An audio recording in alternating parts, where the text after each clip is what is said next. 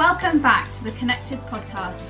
I'm thrilled to bring you an extraordinary collection in which some incredible students take the driver's seat and host dynamic conversations with professionals from across the higher education sector, discussing the vital topic of student belonging. Our conversation today is hosted by Callum Perry.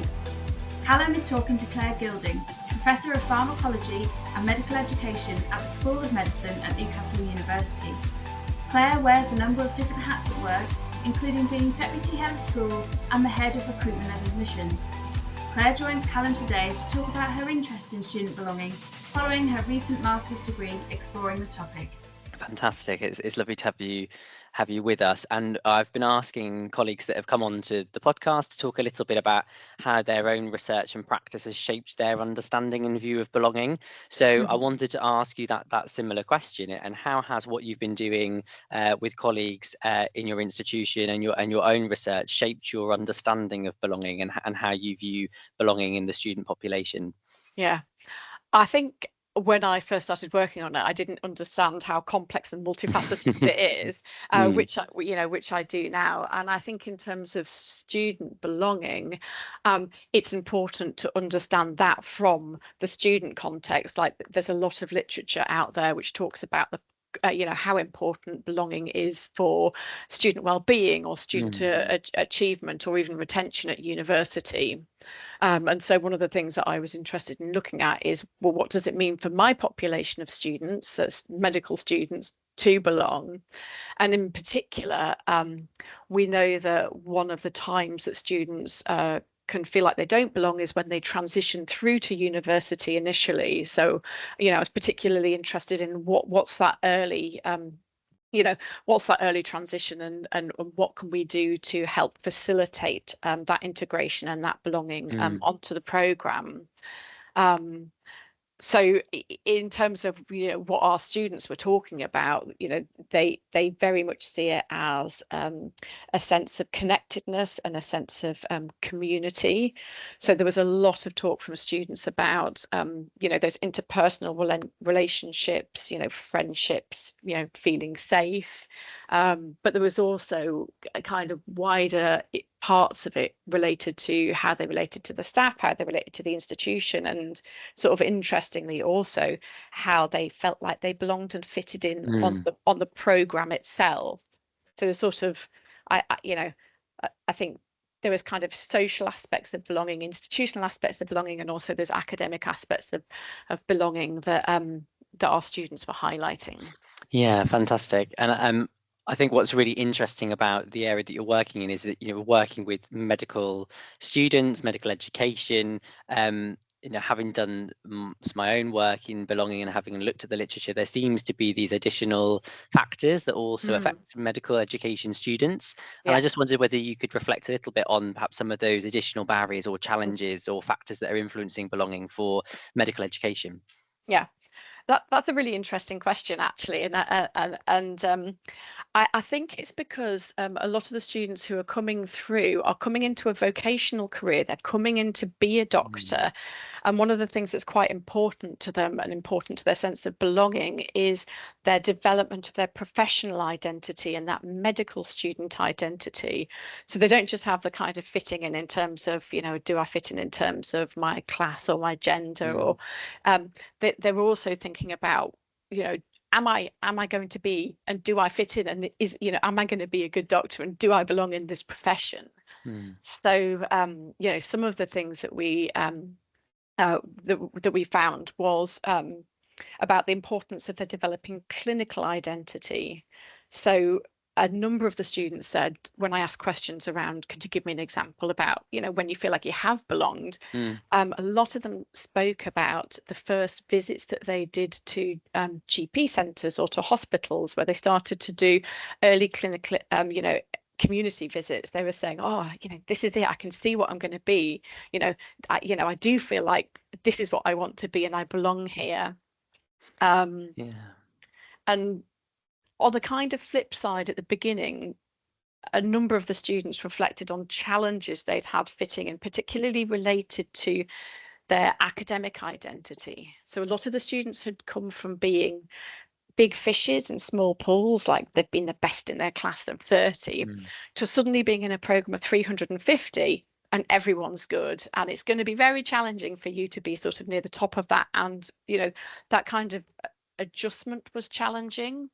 And I think that a lot of the students came with stereotypes, thinking that other students had got there because they were cleverer than them, or they didn't have to work as hard as them, and that maybe they didn't fit in because everyone was, you know, medical students are so clever and I'm not so clever. We had comments like, I had to work really hard to get here. So I think over time, and one of the things that we found was belonging did change over the first couple of years. People realized actually that other people are like me, other people have come with the similar challenges.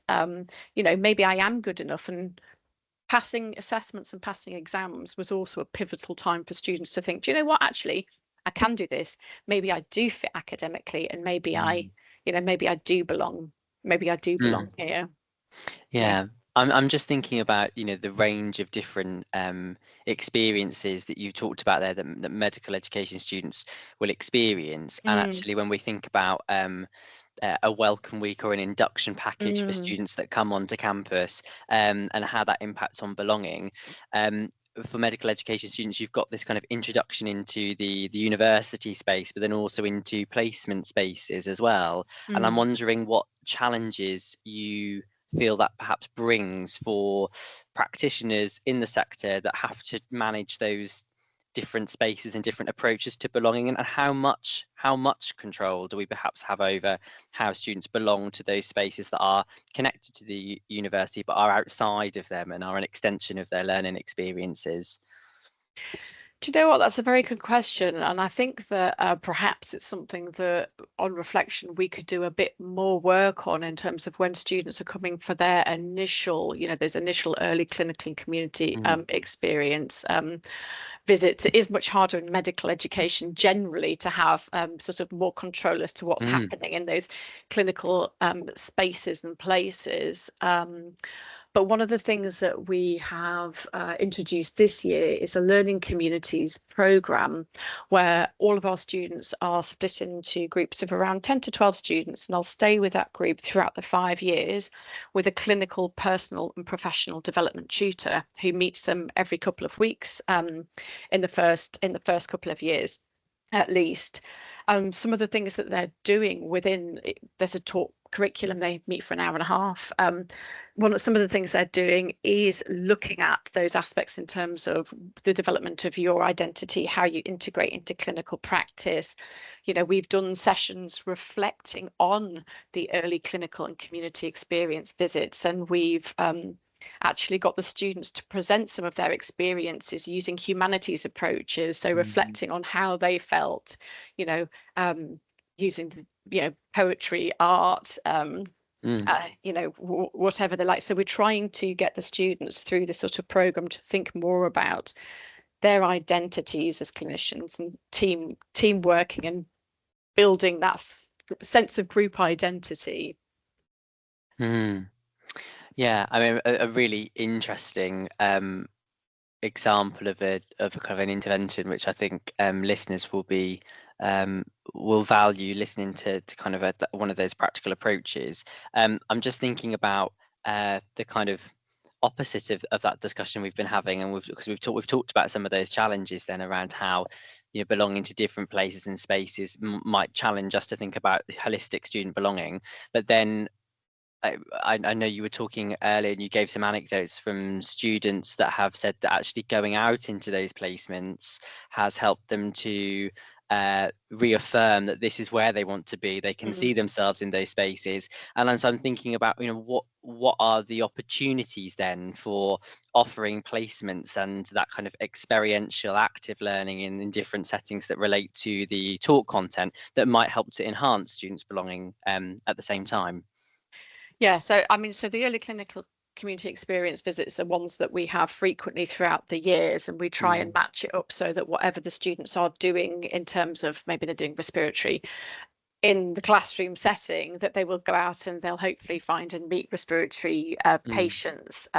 So it is something that's built in as a standard part of the curriculum. And then once they move into years 3, 4 and 5, that's essentially what they're doing all the time. They're sort of living, breathing that sort of hospital environment.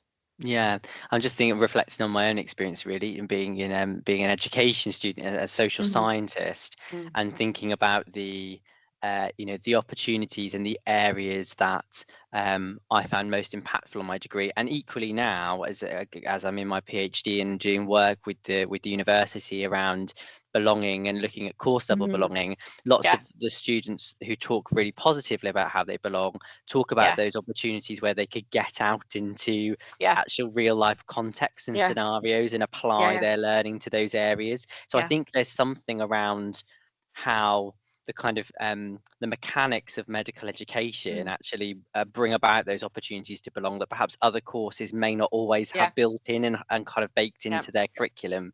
Yeah, it's really interesting you say that, actually, because we have we're just about to start developing a new strand, which is called a citizenship strand. So we've appointed a course director for that. And that is about looking as to what we can do to get our students out and about into the local society, pairing up with voluntary organisations, healthcare organisations longitudinally, so they over time form those longitudinal relationships, within the community, which is a kind of parallel to the learning communities, which is where we're trying to form longitudinal relationships with, our small group of students and our staff throughout the 5 years. And I think one of the other things that we've got as part of the learning communities is we're developing sessions. So these learning communities will run throughout the 5 years.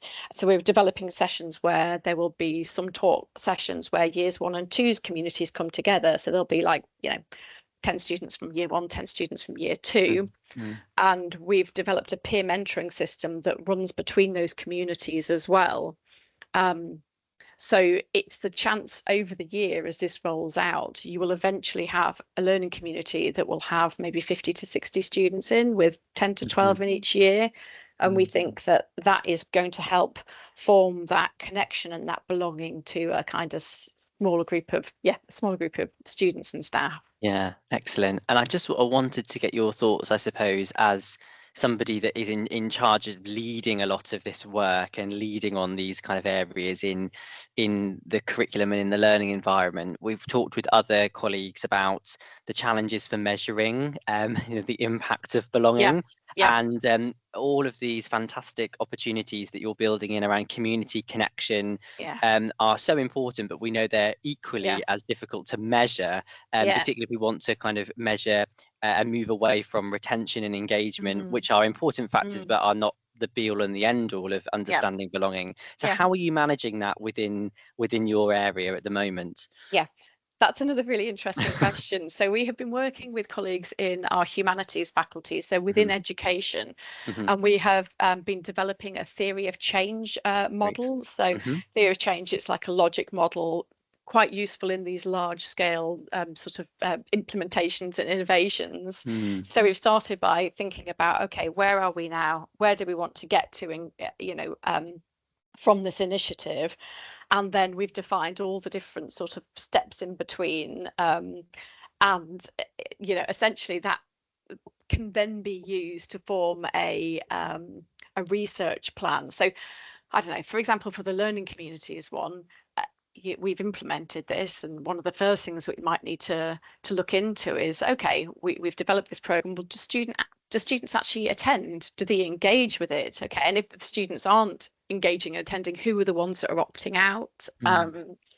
So we've got a large scale plan for it. We've got a number of surveys that have been running for 3 years now.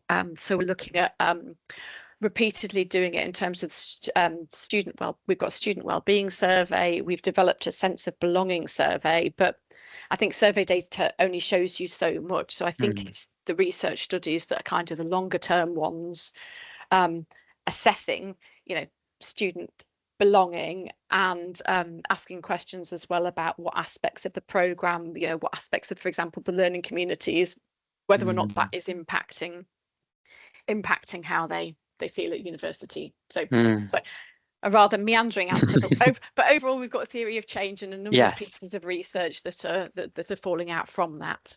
Yeah, and I mean, the theory of change is something I'm familiar with, and I know colleagues probably will be familiar with listening to. But it will be interesting perhaps to talk to you again in the future about how you've mapped that and to see how that's come about and how you've broken that down into your theory of change.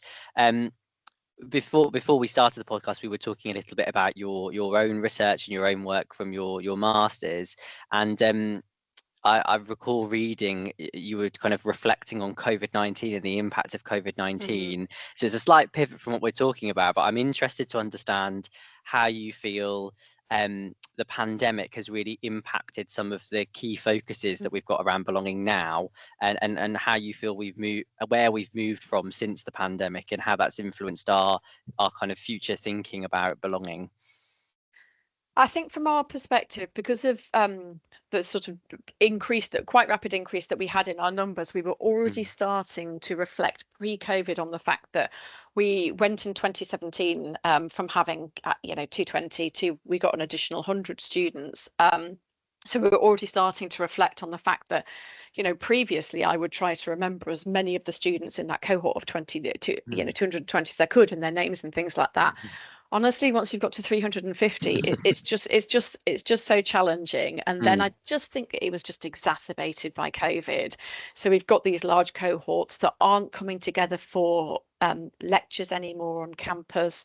We, as a medical program, still continue to do in tiny little groups, the small group teaching for things like anatomy and clinical skills, when we could do that. But I think it just really highlighted to us, and it was students who were feeding back to us at student council meetings, student staff committees, that we're not really feeling like we belong to medical school. I mean, I interviewed one student who said to me, he was like, I know this sounds terrible, but do you know what? If the medical school burnt down, I don't know whether I wouldn't, care so much. I would just move to another medical school. And I thought, whoa, we've got to do something about, building, just building those relationships, building the community, building that sense of identity and belonging.